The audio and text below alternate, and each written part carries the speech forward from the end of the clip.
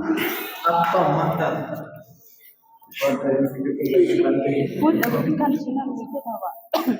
Oke baik, selamat pagi, salam sejahtera bagi kita semua. Salam Om Swastiastu, Nama Budaya, salam kebajikan, Rahayu.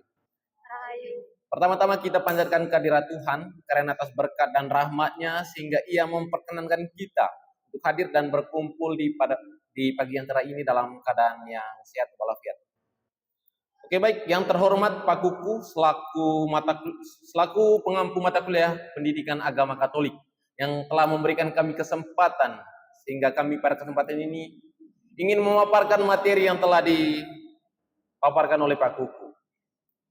Sebelum kita lanjut, Mahatma Gandhi pernah berkata bahwa masa depan itu tergantung apa yang kita lakukan pada pagi yang cerah ini. Mumpung kita di sini dalam proses pembelajaran, semoga kita selangkah lebih maju di masa depan yang akan mendatang bersama saya Naldi sebagai moderator.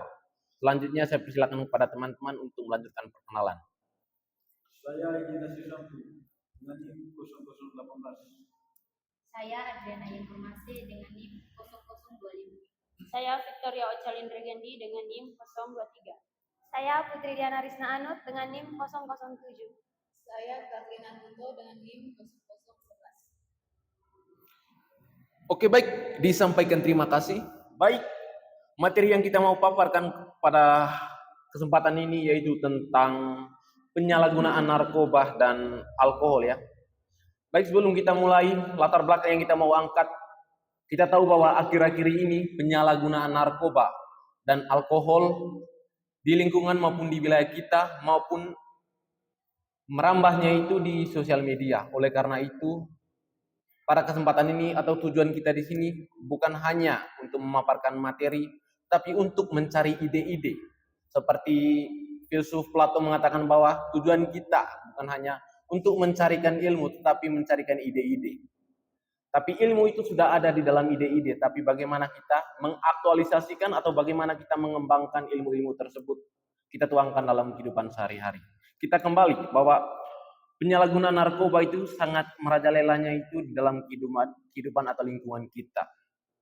Bagaimana kita kaitkan dalam kehidupan beriman, kita sebagai ajaran agama Katolik, saya kutip dari beberapa Alkitab atau kutipan-kutipan dalam Injil Matius yang dimana bab 11 ayat 28 sampai 30 dia katakan bahwa dalam ayat ini Yesus mengundang siapa saja yang merasa lelah dan terbeban untuk datang kepadanya.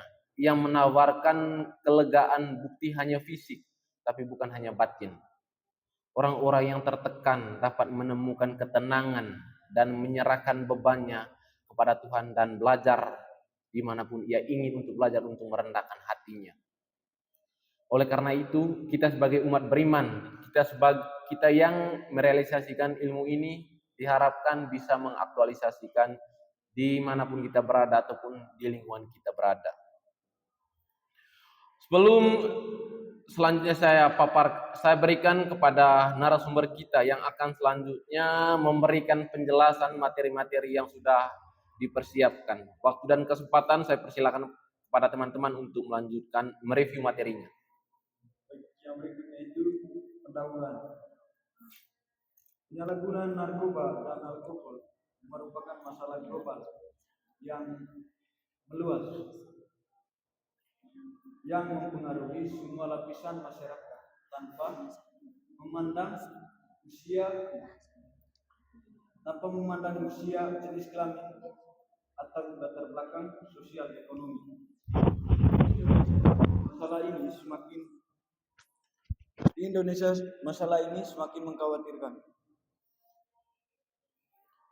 dengan dampak yang dapat merusak bagi individu, keluarga dan masyarakat secara keseluruhan.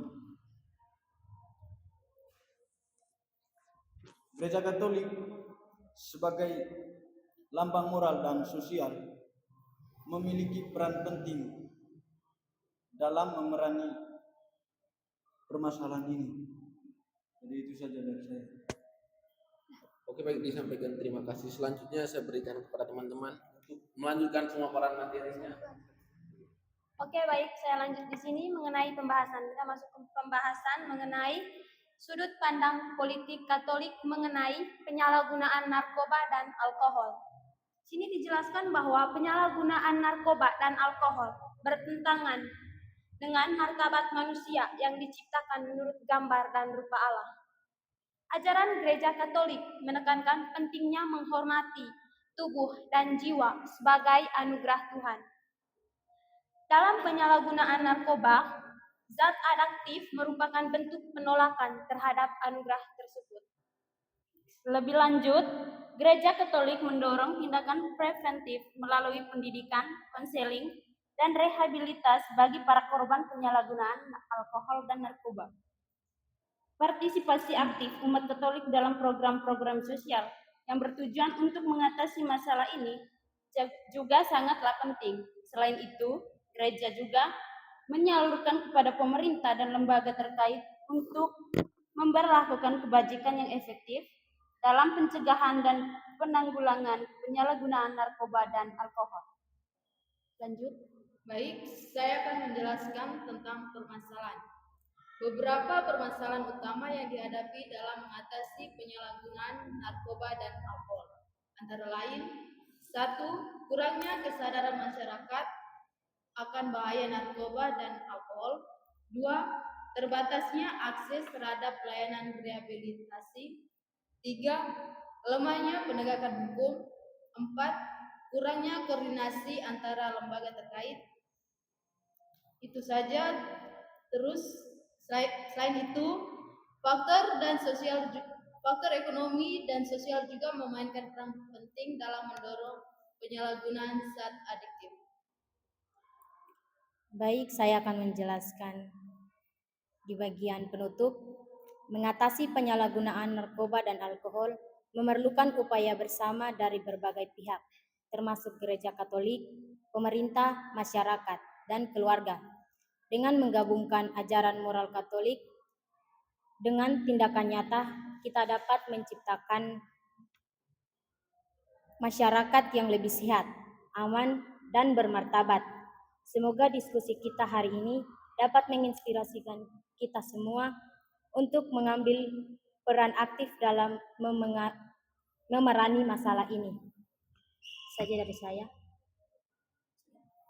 Oke, baik, terima kasih banyak atas pemaparan materinya. Baik, mungkin kesimpulan dari saya dari materi yang telah dipaparkan yaitu penyalahgunaan narkoba dan alkohol. Kesimpulan dari saya yang dimana lebih tepatnya itu bagaimana peran kita sebagai individu untuk memberikan edukasi kepada orang-orang yang memerankan atau mengedukasikan tentang narkoba atau alkohol. Bagaimana kita sebagai individu yang beriman untuk memberikan edukasi yang terbaik, yaitu memberikan motivasi supaya dalam lingkungan atau yang kita tinggal itu dengan adanya ketentraman dan kedamaian melalui edukasi yang kita berikan. Pada dasarnya materi yang kita mau paparkan itu diharapkan kita bisa mengaktualisasikan di lingkungan keluarga, lingkungan lembaga formal maupun di lingkungan masyarakat. Mungkin itu materi yang kami paparkan. Selanjutnya kita akhiri salam Pancasila. Salam. Assalamualaikum warahmatullahi wabarakatuh. Waalaikumsalam warahmatullahi wabarakatuh.